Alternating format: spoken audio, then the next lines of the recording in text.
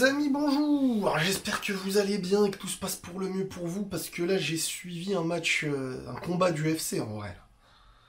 L'Argentine, le Brésil, Brésil-Argentine, Brésil-Argentine au Maracana. Le passé, c'est le passé, hein, comme dirait la chanson. On n'est plus dans un Brésil-Argentine qu'on a connu par le passé, mais peu importe. Peu importe, en vrai de vrai, on va parler de ce Brésil-Argentine. Et pourquoi on va en parler? On va parler de Lionel Messi, on va parler de cette... Comment ces matchs-là ont pu couler autant, en vrai. Quand certains me disent le football est mort, j'ai envie de leur dire non, mais quand tu vois que l'équipe du Brésil, qui perd 1-0 chez eux, au Maracana, contre l'Argentine, le Brésil qui est 5e ou 6e de son groupe, alors il y aura 48 équipes dans cette Coupe du Monde, tu me diras, donc il n'y a aucun problème, hein, tu peux même ne pas jouer, que tu seras qualifié limite, mais un Brésil qui perd Neymar, qui perd Vinicius, et tu te dis, purée, mais l'équipe que tu vois sur le terrain, hormis peut-être quelques exceptions, il y a 10-15 ans en arrière, c'était inconcevable d'exister à travers ça.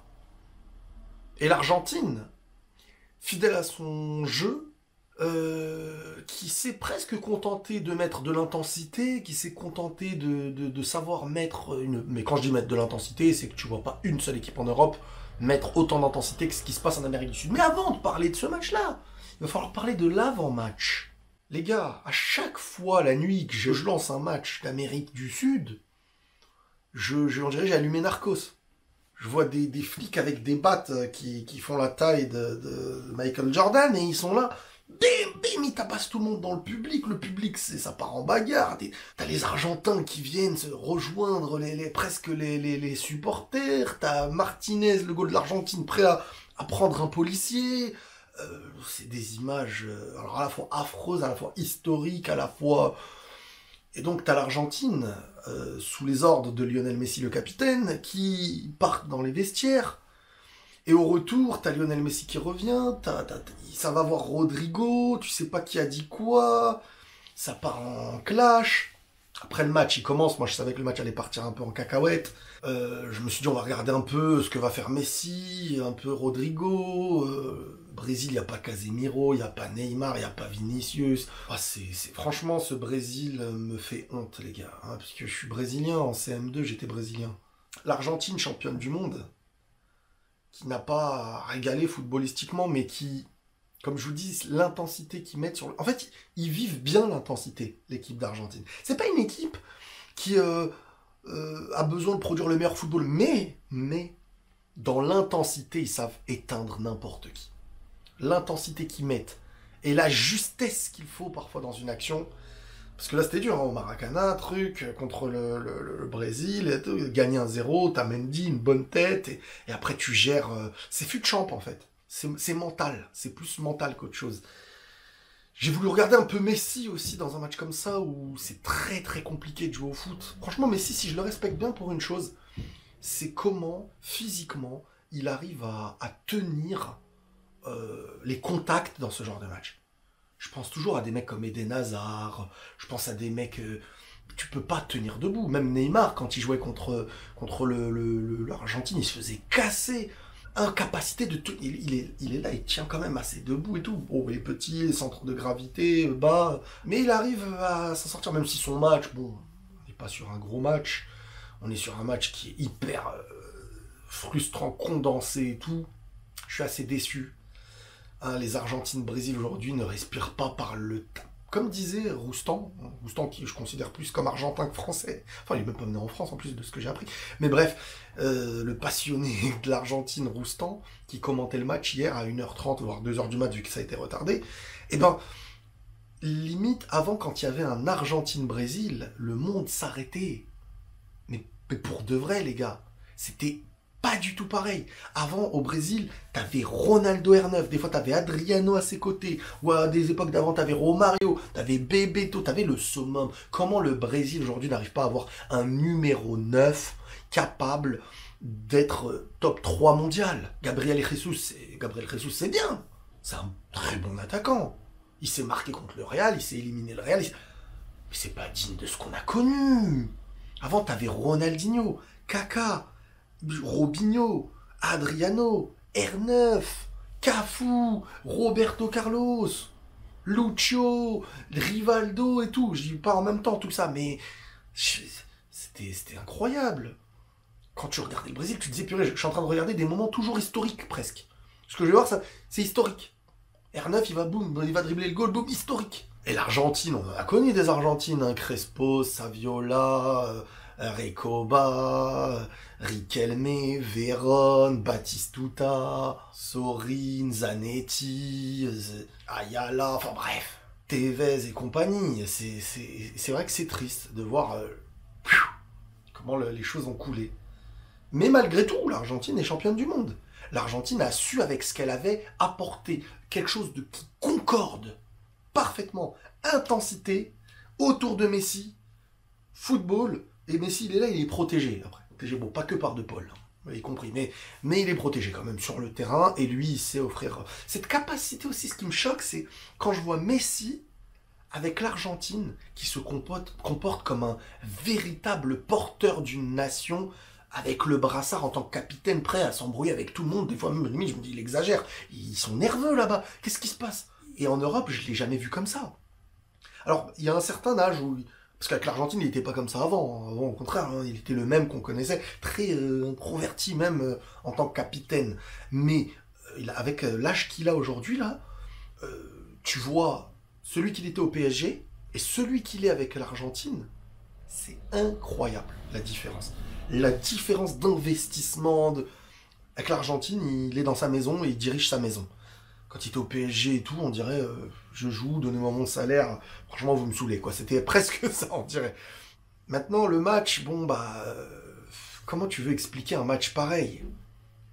Je voulais voir Hendrick aussi, les gars, parce que bon, Hendrick, à sa majorité, cet été, signera avec le Real Madrid.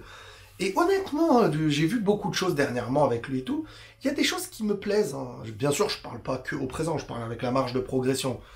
L'aspect très physique, l'aspect de venir chercher le ballon bas, l'aspect puissant et l'aspect explosage. Non, la puissance qu'il a, la puissance de tir, entouré dans une équipe dominateur avec une marge de progression, ça peut être très très très intéressant. En plus entouré de Brésiliens et tout. Donc je suis très très impatient de le voir avec le maillot du Real Madrid, ça va vraiment faire plaisir.